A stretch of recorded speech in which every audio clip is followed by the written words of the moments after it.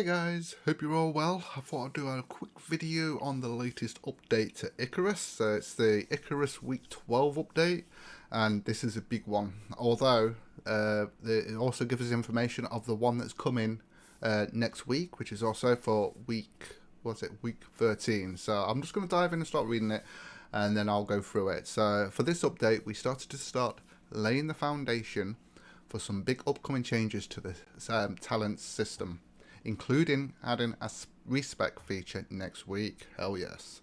One of the biggest requests we've had since launch was the more talent points. We've approached this in two ways. Okay, here we go. So one, we have straight up increased the talent points cap from level 40 to level 50, giving each character an extra 12 talent points. You can now gain 60 talent points up from the previous limit of 48.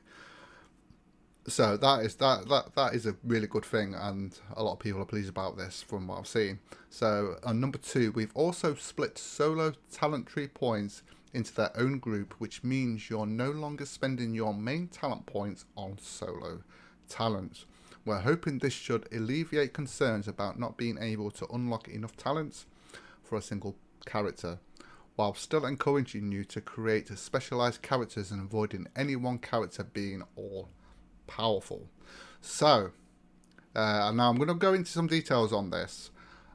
So what they're saying is you're going to get 60 talent points that you can use in the main tree. Now previously we had 48 talent points, but if you were a solo player and then later on played with other had friends joining you, and you put stuff into the solo tree would not work during multiplayer, so you would have wasted points from the actual 48 that you got, which is now actually 60. So what they've done is they've created two, it tells you later, but I'll tell you now.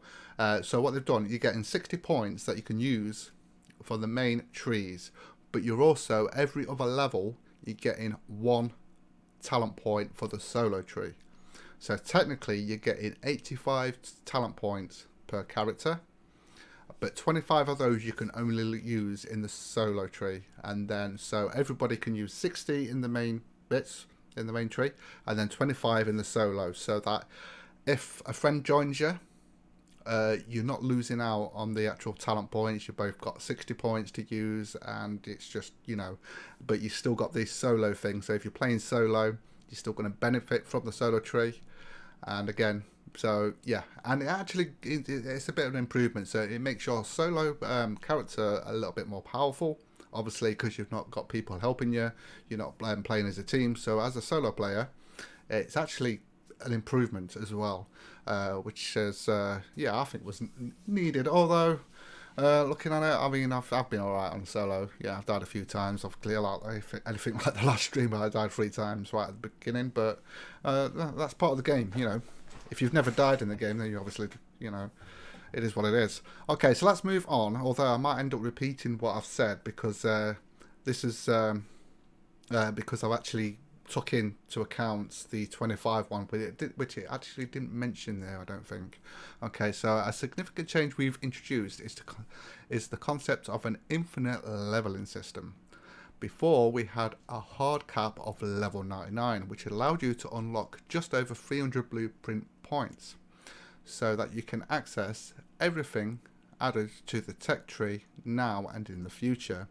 You can now level up past the soft level cap of 50 and keep earning infinite XP and infinite blueprint points. The tech tree will continue to grow and expand, and we want seasoned prospectors to be able to access all of it.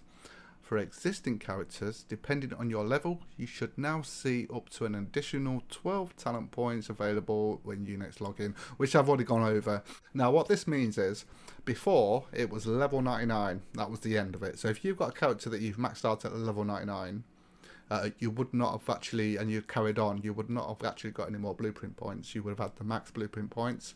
But now what they're saying is you will continue to get the blueprint points constantly, regardless. And what they've actually done is also each character you've got now. So if you had a character at 99 or 67 or whatnot, when you go back on now, it will show as 50, but you would not have. You'll still have the same amount of XP, and you'll still have accumulated the tech points, but it won't go past 50. It's continuous. The XP is continuous. It just won't show by the level. So if you understand what I mean. So because I went on earlier and I thought, why is it at 50? That should have been at 59. Well, and I was like, and then I realised that's what they've done, because I still had the same amount of blueprint points that I'd actually not used. And obviously, if you're at level 99, you'll continue to get blueprint points regardless. So you're going to end up with quite a lot, and it's probably getting you ready for in the future for when they add more stuff, and you're able to lock everything, so you're able to enjoy all the stuff that's actually in the tech tree, which I think is also a good idea. Right, so here we go. So dedicated solo talent points. And now this is what I was talking about earlier. In addition to earning more general talent points, based on community feedback, we have also separated solo talent tree points into their own group. This gives players the freedom of spending points for solo play without the fear of wasting their points if in the event they start playing with friends. I got a little bit ahead of myself at the beginning there, but I should have waited, but I was very excited. Right, characters will now earn one solo point every second level to a maximum of 25 solo talent points, which is what I was talking about earlier. So technically you're going to be getting 60 plus 25, so that's 85. To retain some player choice, we've also expanded the solo tree with more talents and enhanced existing talents to make solo characters even stronger, which you will still need to make choices about where those strengths lie. As a reminder, the solo talent tree is only in effect during solo play, which is what I mentioned earlier. As soon as another player joins your game, the solo talents disengage, and those buffs are disabled. If you find yourself alone on the planet again, those solo talents will re-engage and the buffs become active once again, which again is what I mentioned earlier, which has always been the case, but it does mean now that solo players are not going to be wasting the points that they put on the solo tree, because those points are there just for the solo, and then the 60. So they split it up, so no one loses out, whether you're playing multiplayer or solo player, which is a big deal. Okay, so here's the big one. Next week, talent point respec. That is coming next week.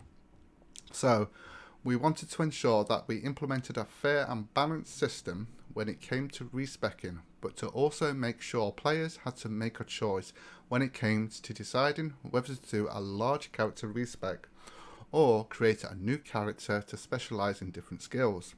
The approach we've gone with is players will use their in-game currency Ren to purchase retraining points. You will then be able to use this retraining points to undo a talent accumulation and earn a talent point back to spend elsewhere. We'll go into more detail about the costs of respecing in next week's update, but we wanted to let you know ahead of time that we will also be offering a bunch of free retraining points as part of the next update to get you underway. So yes, so there we go. So obviously this is what I was thinking. I thought it shouldn't be, the respec shouldn't be just like you can respec whenever you want. I think it should have actually, it's exactly what they're doing actually, of what I thought would probably be the best way of doing it, which is actually having to spend money, the hard-earned money that you've made from the missions. You can actually, and if you've made a mistake on your talent points and you don't like the way the actual, the perk that you've actually done, the talent point that you've done, you think, oh no, that's rubbish, it's shit.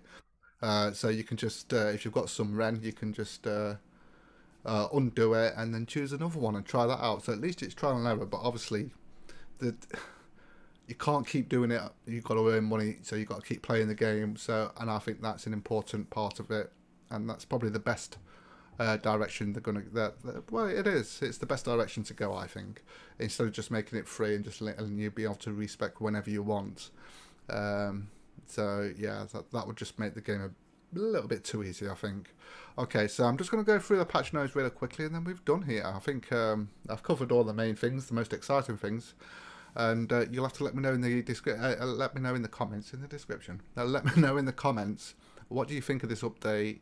Do you like it?